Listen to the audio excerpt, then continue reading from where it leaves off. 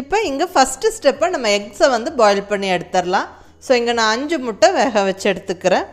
நல்லா ஒரு 10 நிமிஷம் வேக விட்டு அந்த தண்ணி வடிச்சிட்டு நல்லா ஆற விட்டு இப்போ மேலே தோலெல்லாம் வந்து எடுத்து வச்சிட்றேன்.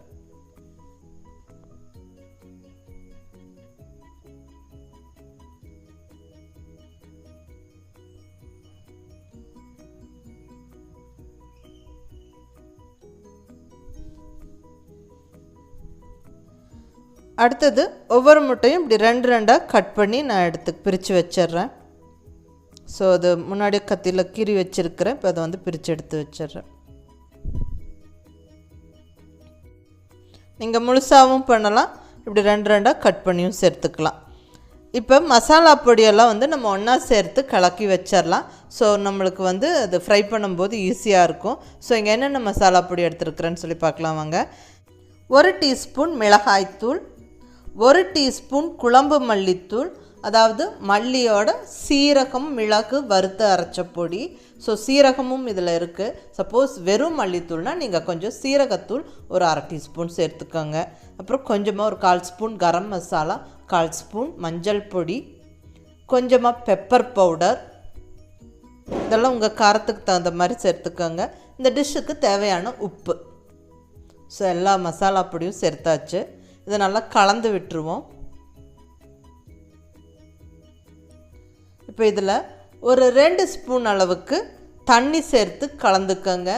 ஏன்னா இது வந்து ஆயிலில் வந்து சூடான எண்ணெயில் டைரெக்டாக மசாலா பொடியெல்லாம் சேர்க்கும்போது சில சமயம் கரிஞ்சிரும்.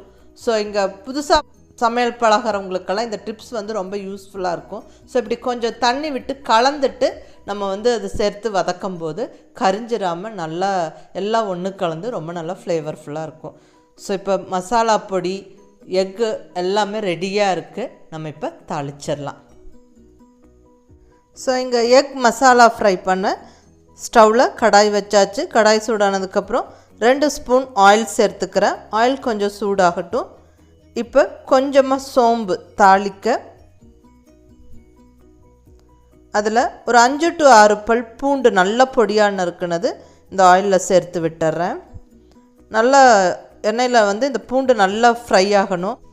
அந்த பூண்டோட ஃப்ளேவரில் நல்லா இந்த ஆயிலில் இறங்கி ரொம்ப நல்லாயிருக்கும்.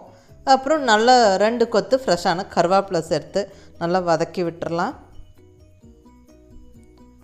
ஸோ பூண்டு கருவேப்பிலை இதெல்லாம் நல்லா ஃப்ரை ஆகிடுச்சு. இப்போ அடுத்தது நம்ம கலந்து வச்ச மசாலா பொடிகளை ஆட் பண்ணி விட்டுற வேண்டியது தான். அந்த தண்ணியோடு அப்படியே வந்து சேர்த்து விட்டுறலாம். ஸோ கரிஞ்சிடாமல் நல்லா எல்லாம் ஒன்று கலந்து நல்லா ஃப்ரை ஆயிரும். ஸோ ரொம்ப நல்லா இருக்குங்க. ஸோ நல்லா எண்ணெய் பிரிஞ்சு வருது. இந்த ஸ்டேஜில் நம்ம வந்து கட் பண்ணி வச்ச எக்ஸை வந்து ஆட் பண்ணி விட்டுறலாம்.